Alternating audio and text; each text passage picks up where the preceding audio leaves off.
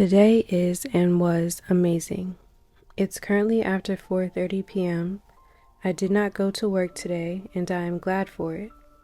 I had an intentionally slow day. A highlight is from a few moments ago when I was reading Matthew chapter 10 and some writings of Khalil Gibran. It was a magical and enlightening experience.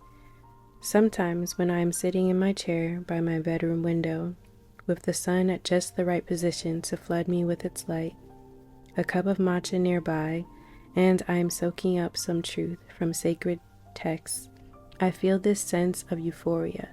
I feel so intimately connected to God and who I fully am.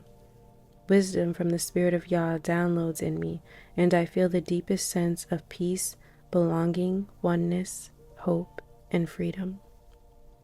My heart beats like it wants to burst free from my chest, and I genuinely feel my purpose is laid out before me, just waiting for me to activate it. I've found that freedom is often discovered in those who would cause us to suffer, or in situations where we feel like we are lacking.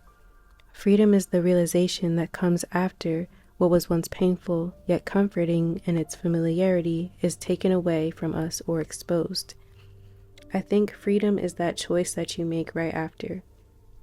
Do you cower and find any means possible to go back to what you're used to, or do you bless those who persecute you?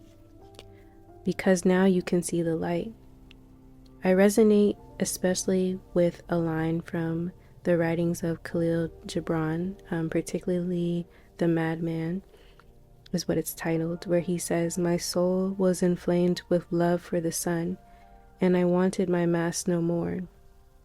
Blessed are the thieves who stole my mass." I feel like sometimes you just don't know what you're not fully experiencing. You just know there's more to who you are. And when something that you thought was a part of you is taken away, you can finally be free. It's like if you were given a cane since birth and you always walked with it, and then someone steals it or breaks it.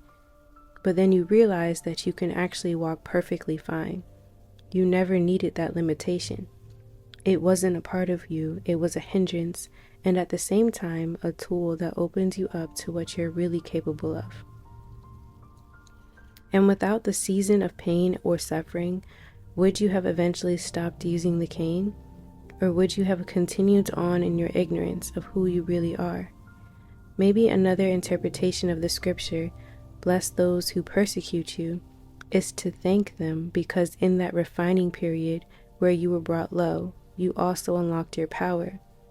So you truly are heaping coals on their head because they don't even understand how integral they were to you leveling up. And not just people, but really the spirits operating in them.